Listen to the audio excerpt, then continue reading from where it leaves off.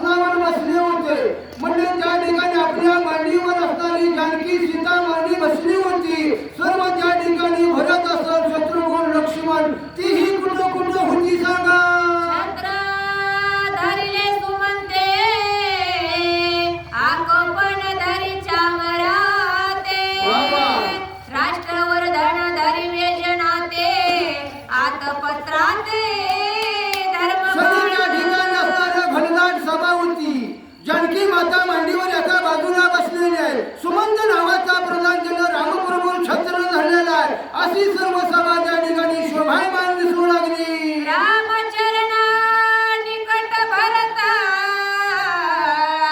उभा राये जोडणी हात तोयवरा जाती विख्यात नम्र विनीता जसा रामप्रभूला रामाभिषेक झाला तसा युवराज पदानं त्या ठिकाणी भरतही नटलेला होता आणि तोच भरत आपल्या रामप्रभूच्या बाजूला एका चरणाजवळ हात जोडून उभा राहिला होता हाती धरोणी धनुष्य बाण सव्यभागी लक्ष्मण उभा राहोणी विचक्षण श्रीरामचरण लक्षित आईच्या ठिकाणी सभा आहे सभेच्या ठिकाणी सिंहासनावर रामप्रभू बसलाय एका मांडीवरच्या बाजूला त्या ठिकाणी सीता मावले दुसऱ्या बाजूला भरत आहे आणि इकडल्या बाजूला त्या ठिकाणी लक्ष्मण हातात धनुष्य घेतलंय आणि तोही म्हणजे रामप्रभूच्या डाव्या बाजूला उभा राहिला आहे जसा म्हणजे आकाशामध्ये चंद्रामध्ये असणाऱ्या चांदण्यामध्ये जसा चंद्र शोभून दिसावा तसा सभेच्या ठिकाणी असणावर रामप्रभू शोभून दिसू लागला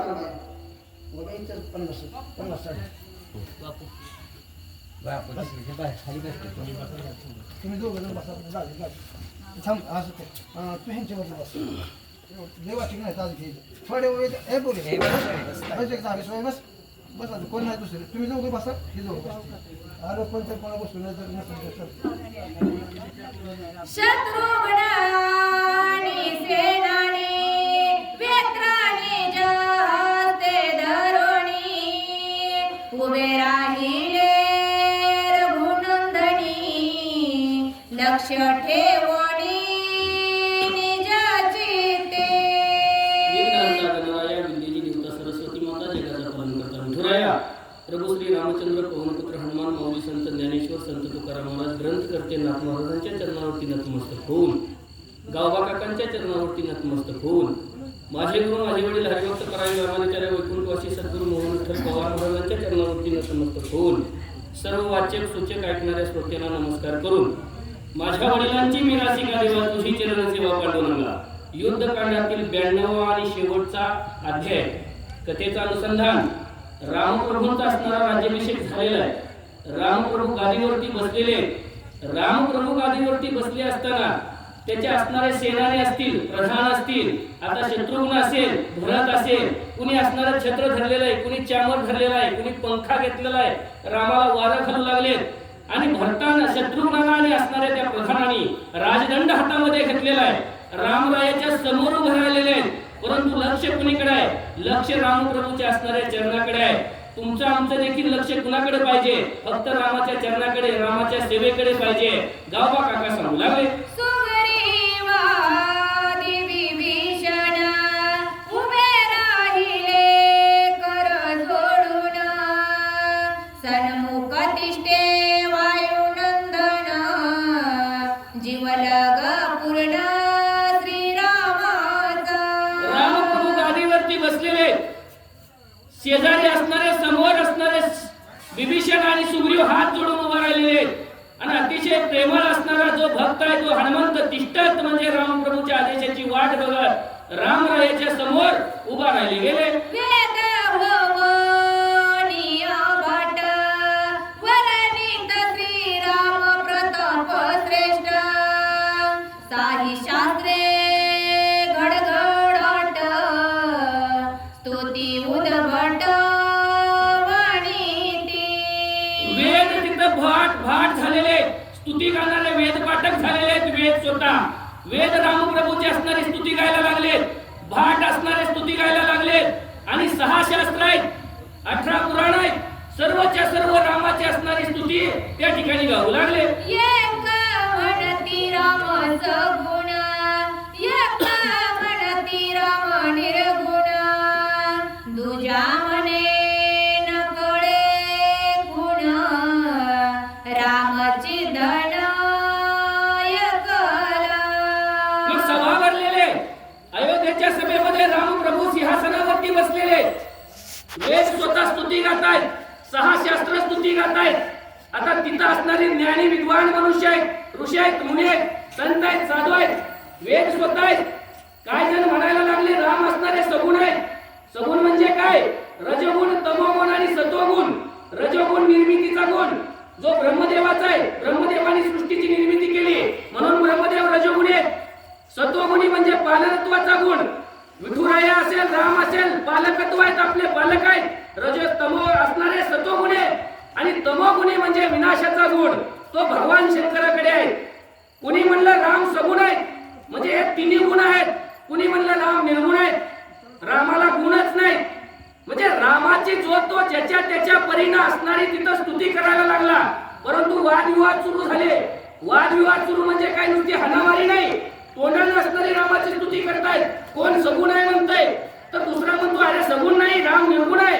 म्हणजे ज्याला राम जसा फसला तशा पद्धतीने ते ऋषी असतील, मुनी असतील, वेद असतील, श्रुती असतील, शास्त्र असतील, त्या परीने रामप्रभूची असणारी स्तुती करू लागले. तेजा म्हणे राम एकला, तरी का बहु रूपे भासला, चौथा म्हणे न कळे तुला, तोची झाला निजांगी. तिसरा म्हणला राम असणारा एकच आहे तर मग बहुरूपी कसा काय झालेला आहे? व्यापक कसा काय आहे? किती अवतार आहेत रामाचे? 10 अवतार आहेत. मग एक जण म्हणला राम व्यापक कसा काय, इतकी रूप कशी काय, बहुरूपी कसा काय? चौथा म्हणला तुला नाही यातलं काय कळत, राम असणारे बहुरूपी आहेत, आनंद रूपी आहेत. अशा असणारे तिथं जे काही विद्वान मंडळी जमलेली होती, रामाचं ज्याच्या त्याच्या परीनं ज्याला राम जसा समजला त्या पद्धतीनं जो तो असणारं वर्णन करू लागला. ऐसे ऐकोनिया वचन, एक म्हणे बहुभाषण, राम विकारी निर्गुण, त्यासी आनंद म्हणावे. हे सगळं चालू होतं तोपर्यंत एक जण उठला आणि म्हणाला राम अविकारी आहेत, कशाला बडबड करता, कशाला भाषण म्हणजे कशाला रामाविषयी स्तुती करता, राम अविकारी आहेत. म्हणजे रामाला आकार नाही. मग ज्याला आकार नाही त्याला विकार कशाचा आहे? ज्यावेळेस असणाऱ्या ब्रह्मांडाची निर्मिती झालेली आहे, आदिशक्ती असणारा, ज्यावेळेस हे सूर्य चंद्र तारे नव्हते त्यावेळेस राम होते. म्हणजे रामाला आकार नाही, रंग नाही, रूप नाही, आपल्यासाठी देह धारण केलेला आहे. पाठीमागे ओव्या होऊन गेल्या. रामाने काय सांगितलं की माझे जे भक्त आहेत त्यांना निर्गुण सगुण काय समजणार आहे, म्हणून मी स्वतः रूपाला आलेलो आहे. मला वेदांनी असेल, शास्त्रांनी असेल, ऋषी मुनींनी असेल, मला त्या जागेवरती बसवलंय, त्यांच्यामुळे मी आहे. म्हणजे एक जण म्हणायला लागला राम निर्गुणच आहेत, मग विकारी नाही आहेत ना त्यांना कशाचा विकार आहे? निर्गुण म्हणजे आकारच नाही, रंगच नाही, रूप. आता आपल्याला हा आकार आहे म्हणून आपल्याला विकार, आजारी पडतो आपण. वेगवेगळ्या व्याधी आहेत, आधी आहेत. व्याधी शरीराला, आधी मनाला. मनाला जे असणारे चिंता वाटते त्याला आधी म्हणायचं, आणि शरीराला जे आजार रोग होतात त्याला व्याधी म्हणायचं. मग रामा अविकारी असल्यानंतर त्याला त्या ठिकाणी अविकारी म्हणल्यानंतर तो निर्गुणच आहे. अशा रामाच्या सभेमध्ये जे जे बसलेले होते, जे काय ऋषी असतील, मुनी असतील, आपापसामध्ये चर्चा करतायत. ज्याला राम जसा समजला त्या पद्धतीनं रामाच्या वर्णन हे सर्व ऋषी असणारे, मुनी असणारे अयोध्येमध्ये रामप्रभूच्या समोर करू लागले. रामे विश्वाभाचा केला, आम्ही मानूया बोला. परिरामाची विश्व झाला, यया बोला न मानू. एक जण उठून उभा राहिला, म्हणायला लागला, रामाने असणारी विश्वाची निर्मिती केली हे आम्ही मानू, परंतु राम स्वतःच विश्व आहे हे आम्ही मानत नाही. रामाने ब्रह्मांडाची निर्मिती केली इथपर्यंत ठीक आहे, आम्ही मानतो राम आहे, रामाने त्या विश्वाची निर्मिती केली, परंतु राम म्हणजेच विश्व आहे हे आम्ही मानत नाही. त्या असणाऱ्या सभेमध्ये एक असणारा ऋषी मुनी उभा राहून बोलू लागले. गरुडी युक्ती मंत्र कळा, कलनी वादीचा सर्प केला, की गरुडी सर्प झाला, म्हणता जनाला मानेल. आता विषय उभा राहिलेला आहे, रामाची स्तुती करतायत. गावबा काका सांगायला लागले, चर्चा सुरू आहे. एक जण उभा राहिला, गारुडी असावा म्हणला, आणि त्या गारुड्यानं असणारे मंत्र तंत्र म्हणावे, आणि एखाद्या त्या दाव्याचा किंवा एखाद्या सुताचा साप करावा. मग असं जर घडलं गेलं तर तो गारुडी सापाला आकर्षित करून घेऊ शकतो का गारुडी साप होऊ शकतो? गारुडी साप होऊ शकत नाही. म्हणजे सांगायचं काय तात्पर्य आहे? रामाने विश्वाची निर्मिती केली गेली, परंतु राम म्हणजेच विश्व हे आम्ही मानत नाही. गारुडी सापाला बोलवतो, परंतु गारुडी साप होतो का? ठीक आहे, गारुडी सापाला बोलवतो, त्याच्या म्हणण्याप्रमाणे नाचवतो, फिरवतो, परंतु गारुडी साप आहे हे म्हणणं चुकीचं आहे. एक जण उभा राहिला आणि असं बोलू लागला. घट फुलाले निर्मिला, की फुलाची घट झाला, कैसा रामे प्रपंच रचिला, की रामाची झाला प्रपंच. गावबा काका सांगतात, कुंभार असावा आणि त्या कुंभाराने डेरा असेल, माठ असेल तो बनवावा. मग कुंभारानं डेरा बनवला, कुंभारानं माठ बनवला का कुंभारच डेरा झाला? असं म्हणता येत नाही ना. कुंभारानं माठ घडवला इथपर्यंत ठीक आहे, परंतु कुंभारच माठ झाला हे म्हणणं चुकीचं आहे, हे आम्ही मानत नाही. तसं असणारी विश्वाची निर्मिती रामाने केलेली आहे, परंतु रामच विश्वरूप आहे किंवा रामच म्हणजे विश्व आहे, रामच म्हणजे संसार आहे हे आम्ही मानत नाही. त्या सभेमध्ये असणारे वेद वाक्य असणारे ऋषी मुनी बोलू लागले. मारिया देवणी जीवना, स्वये वाढविले उपवना, की तो झाला पणा, हायचे सांगोणी मज द्यावे. परत बोलायला लागला, माळी असावा आणि त्या माळ्यानं असणारे एखादी बगीचा लावावी, बाग लावावी, त्या बागेला पाणी द्यावं, म्हणजे त्या माळ्यानं ती बाग जोपासली, वाढवली, ती वृक्ष मोठी झाली हे समजू शकतो इथपर्यंत ठीक आहे. का माळीच वृक्ष झाला, माळीच वृक्ष झाला असं आम्ही मानत नाही ना. सांगायचं काय आहे? जो उभा राहिलेला रामाची स्तुती करतोय तो म्हणतोय रामाने ब्रह्मांडाची निर्मिती केली इथपर्यंत ठीक आहे. राम विश्वरूप आहेत हे कसं मानू? रामानेच विश्व निर्माण केलं, परंतु रामच विश्व आहे, रामच संसार आहे हे आम्ही मानत नाही. जसा माळी मानू शकतो, माळ्यानं हे वन असणारं जगवलं, पोचलं गेलं, परंतु माळीच वृक्ष झाला हे मानू शकत नाही. त्या सभेमध्ये असणारे विद्वान बोलू लागले. तुम्हाचे नाही पूर्ण ज्ञाना, वृथा बोलाचे वल्गना, निर्गुणा ते म्हणा सगुणा, राम बहुभूषण राम द्या. परत एक जण उठला आणि म्हणाला, तुम्हाला काही ज्ञान नाही, निर्गुणाला निर्गुणच आहे आणि मूळ रूप रामाचं निर्गुणच आहे. निर्गुण म्हणजे रंग नाही, रूप नाही, आकार नाही, काहीच नाही. स्थिर आहे, तो चंचल नाही, स्थिर असणारा राम आहे. मग एक जण उठला राम निर्गुण आहे, निर्गुणच राहू दे ना, कशाला त्यांना सगुण बनवता? तुम्हाला काही ज्ञान नाही, उगाच कशाला व्यर्थ असणारी बडबड बडबड इथं करता? त्या सभेमध्ये एक असणारा विद्वान बोलू लागला, राम अविकारी निर्मळा, राम निरंजन निष्ठा, राम निधर्म निष्फळ, न लगे मळ तयासी. रामाला मळ लागत नाही, निर्मळ असणारा राम आहे. राम अविकळ आहे, विकळ होत नाही.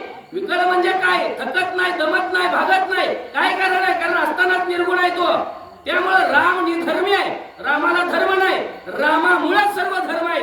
त्या सभेमध्ये एक जण उठून बोलू लागला, राम परज्योती अमळा, राम परधाम सुज्वळा, राम अद्वयानंद केवळा, न लगे मळ तयासी. राम निर्मळ आहे, रामाला मळ लागत नाही, अमळ आहे राम. परंज्योती आहे, ज्योती असणारा राम आहे. ज्योतीला प्रकाश जिथून येतो तो प्रकाश देणाराच राम आहे. निर्मळ असणारा राम आहे. अद्वयानंद, द्वैत भाव नाहीच तिथं. द्वैत म्हणजे दोन, अद्वयानंद, अद्वय म्हणजे एकच, फक्त एकच, एकटा असणारा राम आहे. तिथं दुसरा भाव नाही, असा असणारा राम आहे. एक असणारा ते असणारा ऋषी उभा राहून त्या सभेमध्ये बोलला, राम अरूप त्याखिला, राम परमानंद बहळा, राम नाम गोत्र अचळा, न लगे मळ तयासी.